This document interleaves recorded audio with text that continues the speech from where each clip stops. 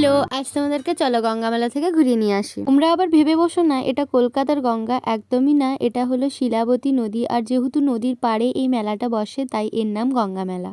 মকর সংক্রান্তি থেকে শুরু করে আগামী 10 দিন ধরে এই মেলাটা চলে। আর যেহেতু নদীর পাড়ে, আর এই যে হলো মা গঙ্গা, কারণ নদীকে তো আমরা গঙ্গার দেবী হিসাবেই মানি, আর এখানে হরিনাম সংকীর্তনও হয়।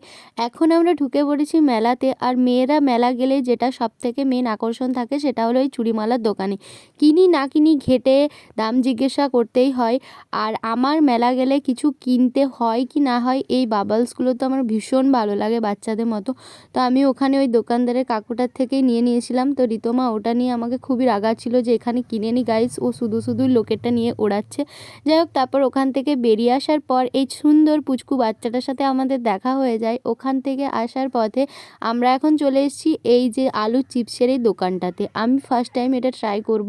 অনেকেই শুনেছি ভালো বলে, আবার অনেকেই ভালো লাগে না বলে, তবে আমার কি জানি খেয়ে তো খুবই ভালো লাগলো। শিল্পী ওরা খেয়ে বলছিল ওদের একটু তিতকুটে ভাব লাগছে, কিন্তু আমার ওই মেয়োনিজ আর সসের জন্য খুব সুন্দর লাগছিল। আমার ভালো লেগেছে। পুরো মেলাটাই ঘুরে দেখলাম, আর অনেকটা বড়ই মেলাটা বসে। আমরা আগেও গেছি, কিন্তু সেদিনকে এতটাই ঠান্ডা ছিল আর খুব পরিমাণে কুয়াশা দিচ্ছিল, তাই বেশিক্ষণ আমরা মেলাতে ঘোরাঘুরি করিনি। চলে এসেছি এখন একটা রেস্টুরেন্টে কিছু খাওয়ার জন্য। তো আমরা খেতে থাকি, তোমরা চ্যানেলটা সাবস্ক্রাইব করে দিও। কেমন লাগলো জানাবে। বাই।